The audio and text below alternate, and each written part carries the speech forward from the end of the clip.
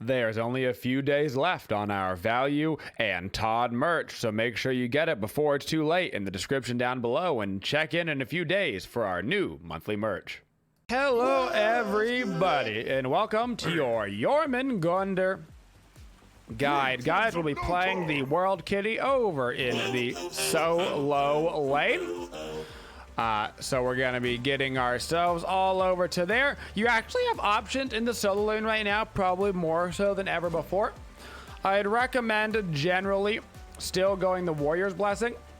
But you're seeing Mage's Blessing pop up more and more and more in the solo lane, particularly on gods that have 4 damaging abilities.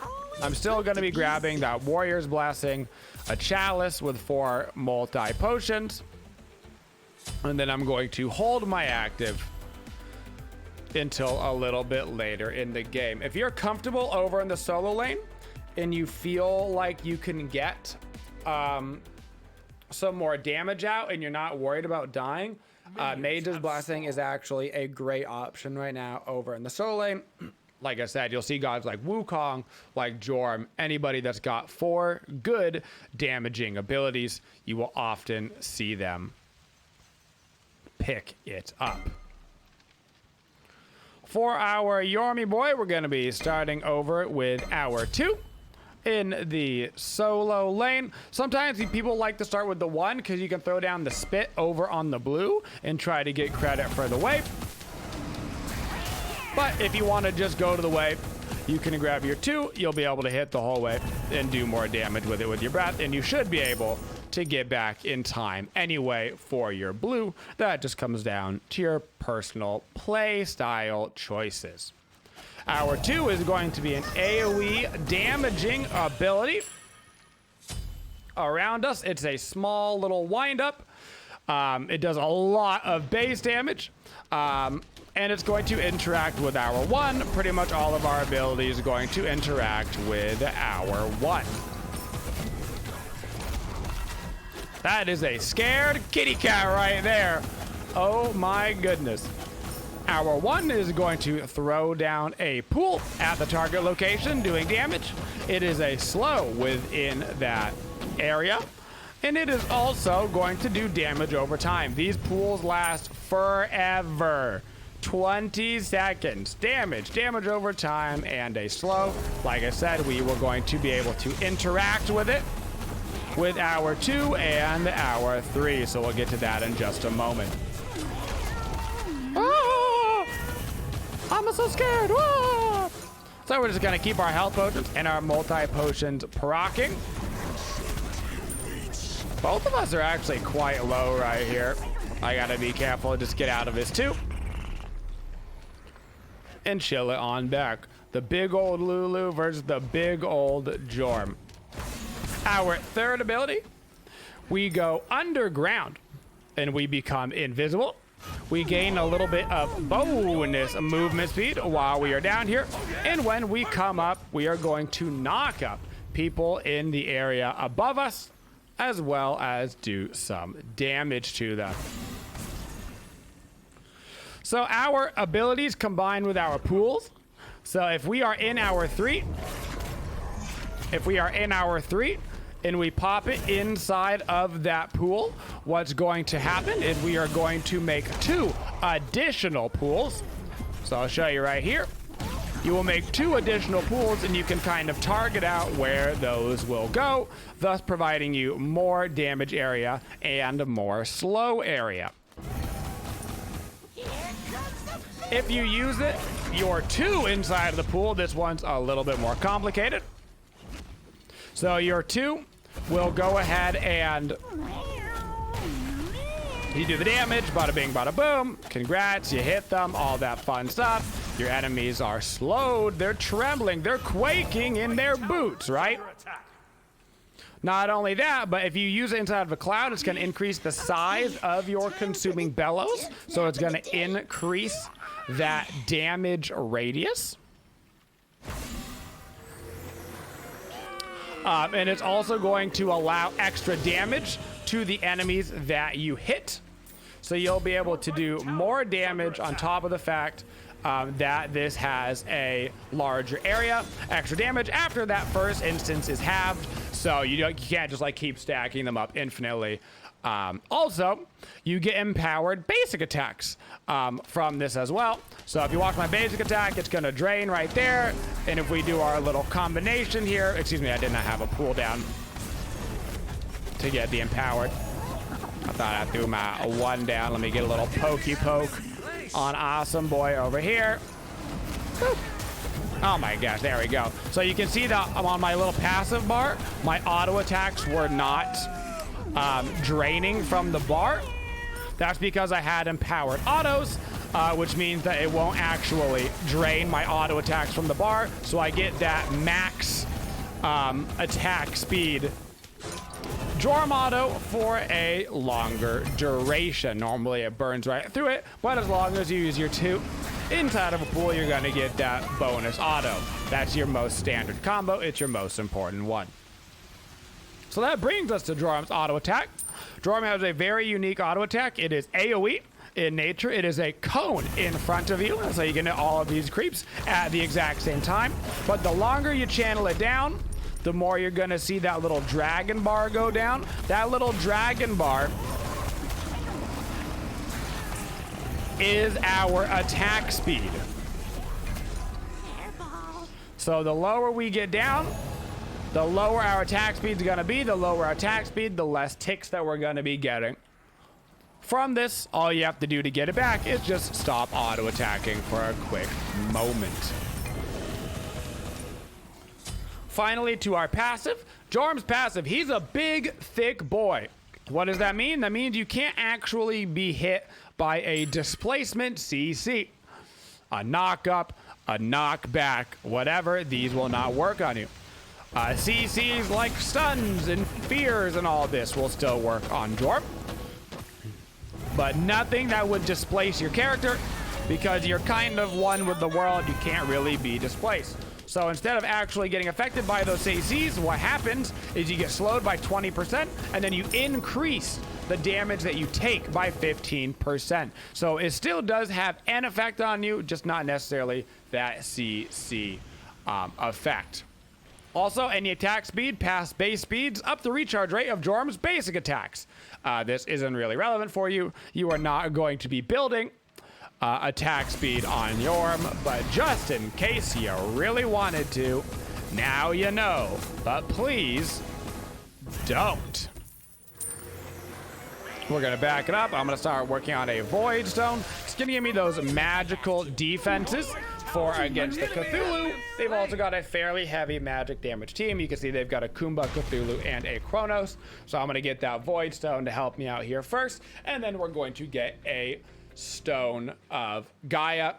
Stone of Gaia is an interesting one on JORM because the passives don't really make sense, but I just think Stone of Gaia is such a good item right now in terms of base HP for this meta with all this pen. I can't think of a single solo laner that I wouldn't want to buy it on.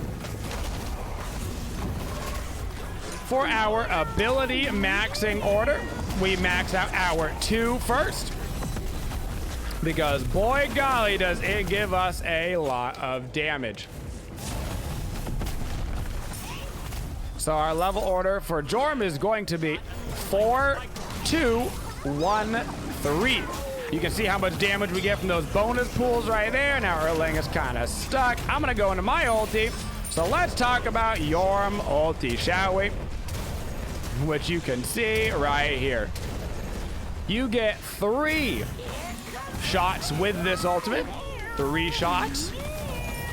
Each one will do damage at the location that you are leaving from, as well as the location that you're landing and the area in between. So you prepare to enter the world with your full body. So you fly around. You get to fly around 3 times. You knock up people when you hit them. So whether they're standing on the location that you landed or the one that you're ending on, you will knock up people with this ability. And do a solid amount of damage. It's a great ability to travel the map, as well as it puts down pools wherever you land. So when you land in those spots, it's going to put you down some pools so you can use it to try to get you set up for your second and third abilities after you are done actually being in your ultimate.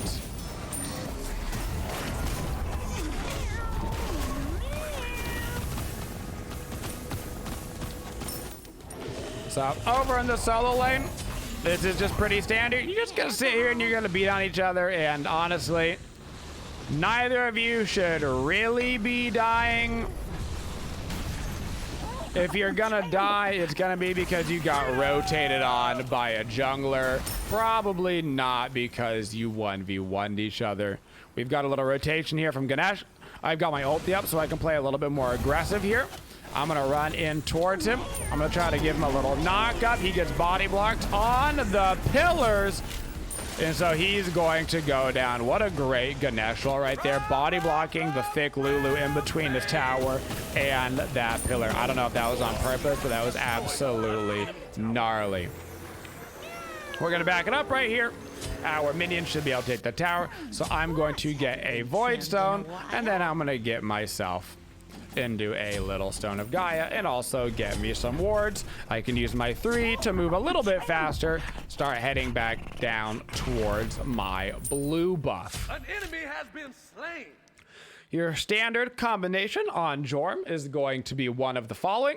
You're either going to initiate with your 3 first, allowing you to get that underground knockup, be a little sneaky, or you're just doing the brute force initiation where you're just gonna walk up to somebody, throw down the 1 on top of them, get some damage out, as well as slow them, and then you follow up with your 2 once you have a pool. You really want to use your 2 inside of a pool so you can get those enhanced autos. Those enhanced autos will really help you get some extra damage off by not forcing you to use your passive on your auto attacks. You can get out a sick amount of damage.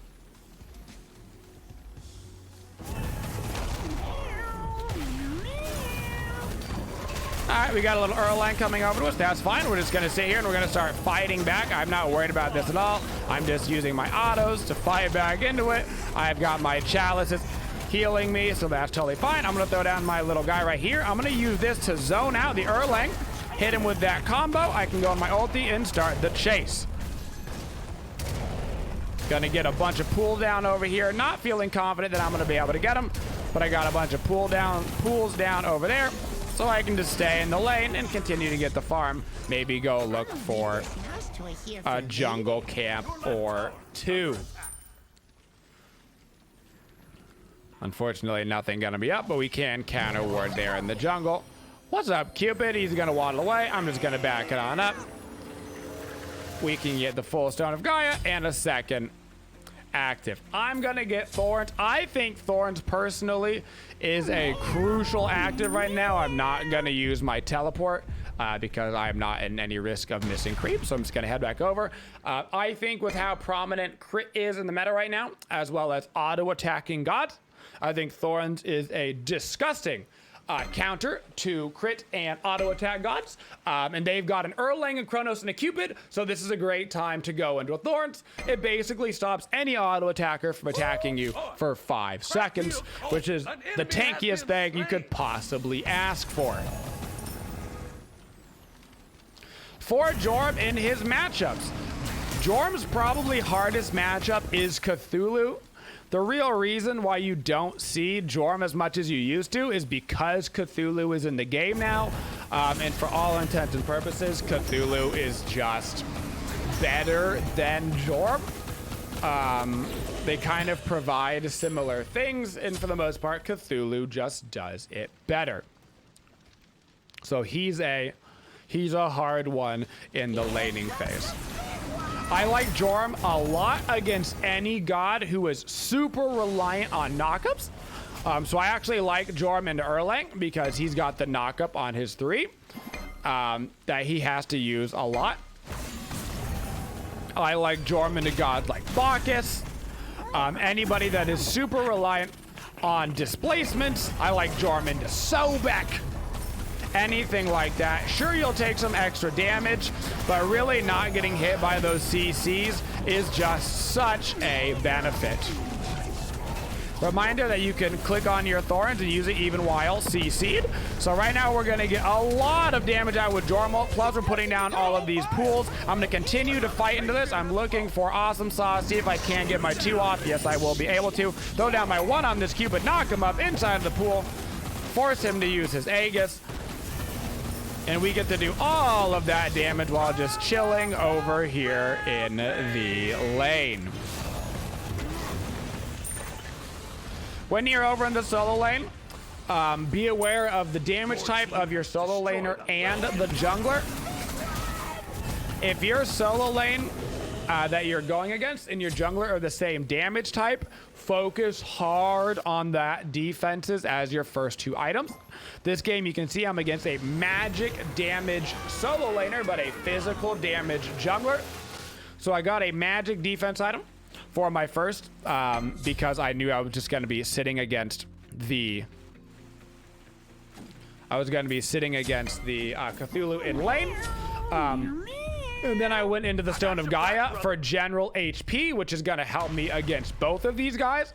If I was against a Ao Kuang jungle, something that would also be magical damage, then I would have made sure that that 3rd slot item was also giving me magical defense. Literally doesn't even matter that much what the item is. You could go something like % mitigations on an Oni. You could even go a hybrid item like a Spirit Robe, items that you will typically get later on in your solo laner build. So this is a little bit early in the game, 15 minutes, not super early, but a little bit early. But I'm going to start working on rotations like I just did when I feel like my team needs them. Right now, I would say team fights start breaking out in Smite in between the 12 to 18 minute marker. So just keep your eye on it as a solo laner and make sure that you're helping your team when necessary. If you're worried about making it to rotations in time or missing farm, one thing you can do is you can upgrade your teleport early. If you upgrade your teleport a little bit earlier, it means that you can stay over in the solo lane longer and then use your teleport to get over to the team fights, particularly things like the Gold Fury. So what I'm going to do is I'm going to back up. I'm going to rank up my teleport. I'm not going to use it right now, but now I have the opportunity to teleport wherever I need to in these fights. We've got wards over by the gold, so I'd be able to teleport over by the gold. Because we're a little bit ahead right now, I'm going to get an aggressive 4th item. Instead of getting an item with defenses on it, like a Spirit Robe or an Oni Hunter, those things that give % mitigations, which I really, really, really like on your solo laners right now. % mitigations are still extremely effective. Even in this very, very high pen meta. That is because they are going to work through penetration, regardless of penetration, I should say.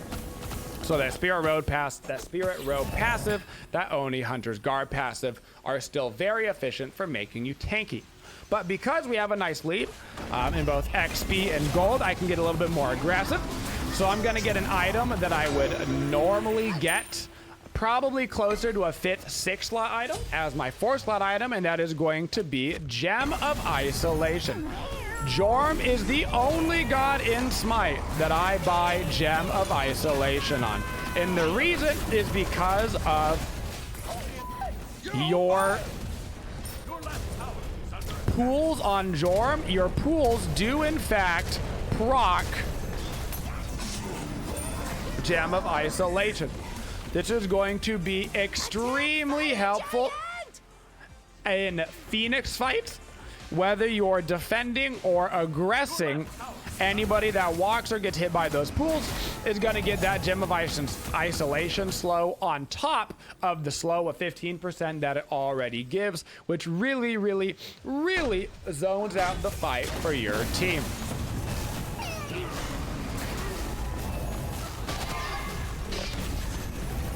Another thing that's pretty fun about JORM, because your auto attacks are this spray and pray quickfire cone auto, it means that JORM kills wards really, really, really fast. So if you ever throw down a counter ward and you see it and you go to auto attack it, you probably kill the entire ward before most people can even get their first ranged auto to travel to the location. He is an excellent ward slayer because of the way that his auto attacks work. An enemy has been slain. So in the middle of a team fight, what are you looking to try to do with JORM? Well, step one, you want to cause a little bit of havoc. You want to get some pools down, so you're going to start off with your 1. If you have your Gem of Isolation online, I recommend trying to get even more pools down. So maybe you throw your 1 and then you get out your 3 on top of your pool so you can get more like that. Once you get that Gem of Isolation online and you get a bunch of pools, you're going to be able to completely zone out entire people. Also, Kumbhakarna, watch this. JORM also really good at killing Kumbhakarna in his passive. Why? Because Kumbhakarna in his passive is no different than a ward. Now I'm going to go into a Hive of the Nemean Lion. This item has not been nerfed yet. They will be changing it kind of soon. But for your tanky gods, it's actually probably going to be a slight buff. Hive of the Nemean Lion is basically a mandatory item right now on almost everybody because it gives you 2 block stacks. It is going to be kind of nerfed, kind of buffed, depending on the way you think about it. It's going to be nerfed for squishies, but buffed for tanks. In the upcoming patch by allowing you to actually get 3 block stacks as long as you are building tanky in terms of your protections. So it is going to continue to be a mandatory item as long as we are in an auto attack meta. So as long as we're in this auto attack meta, you're going to be buying Hive of the Nemean Lion. Honestly, you should probably be buying it on a lot of your squishy gods right now as well until they change how it works. So we're working on the Hive of the Nemean Lion for the block stacks because we're against 2 auto attacking carries with the Chronos and the Cupid, as well as the auto attack jungler with the Erlang. So because your pools last for 20 seconds, what you can do as well is you can throw out aggressive pools like this and just use them as a zoning technique for your team. So don't be afraid to go ahead and just throw down a pool and then make some more and stop people from rotating over to where you are. I'm going to tank this tower here for my Ryzen to allow him to come through unharmed. Throw down a little pool in front of me, and then I'm going to use my 3 to make some more pools, kind of zone out the Cupid and the Cthulhu, because if they want to walk through that, they're going to be extra slowed. Now I'm going to ulti over to my JORM. I'm going to use this as a movement ability right now to try to get my positioning closer to my Heim and try to save his life. I'm going to pop down my Thorns as soon as I come down. And now I'm going for the Chronos. Chronos is going to get knocked up on top of my slows. I've got my bonus damage. I've got my enhanced autos because I used my 2 on top of my pool, so I wasn't losing any of my auto attack space. Because I've got that Stone of Gaia and my Chalice and a Fire Giant, my regen on my HP is absolutely nuts right now. So I don't have to worry about backing at all. I can just continue to push up this right-hand side with the creeps. I see that the Cupid is dashed in over here, so I'm going to head back on over and look for him first. Rat takes him out. I'm going to try to get to my backline on JORM. You are not a peeler. So some solo laners become a little bit more peely, like a Sobek can do good job peeling, even though he can be played in the solo lane. JORM, not so much. He is very much an aggressive backline diver. So your job on JORM is to kill and annoy the backline. So this game, that means running at the Chronos and Cupid in particular, especially since I counterbuilt them with the Thorns in the Hive of the Nemean Lion. There's basically no way they should ever be able to kill me in a 1v1 until the most of ultra late game. I'm talking 40 plus minutes, which this game really should never get to anyway. Another good active this game that I considered is Shell. Shell is super strong right now, once again because of block stacks and the prominence of auto attackers in the meta.